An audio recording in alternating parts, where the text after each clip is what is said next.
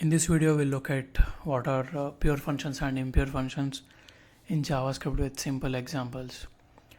By definition, pure functions always return same result for the same given input. And pure functions are predictable and has no side effect. So let's try to understand this with simple examples. If you look at this function named sum, you can see if you call this function with these values 4, 1, 4, the output of this function is predictable, and for this value it produces the same output. So we can say this function is a pure function. And let's look at the impure function now. Here we have an array of players stored in a player variable, and we have function add player which takes a string as an input, and it does this functionality. So if you call this function with the string Rohit, so it is pushing that name into this players array and it is returning the updated array. So we can say this is unpredictable function. We can say the output of this function is unpredictable because this players array is not in scope of this function. The players array's variable is outside of this function scope. It's present outside. So we don't know about its source. These values may change in future. So here we are trying to mutate the state of that inside this function. So it is producing the side effect. So we can say this function is an impure function.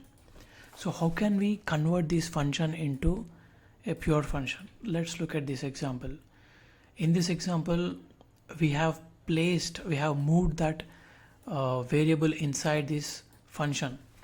Now this variable is inside this function scope. So the source of this variable is in control now. We know the source of this variable. So output of this function is also predictable, and we are not trying to mutate the state of the variable which is outside of this function here, right? Everything is inside this function scope. So it is not producing any side effect. So we can say this is a pure function.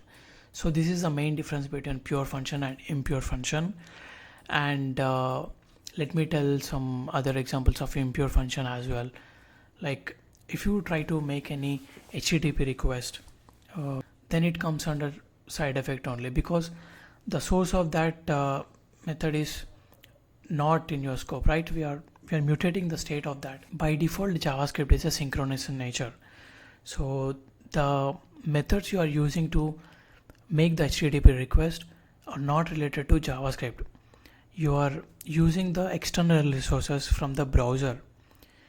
So this fetch API, promise, all these are web APIs. These are external resources.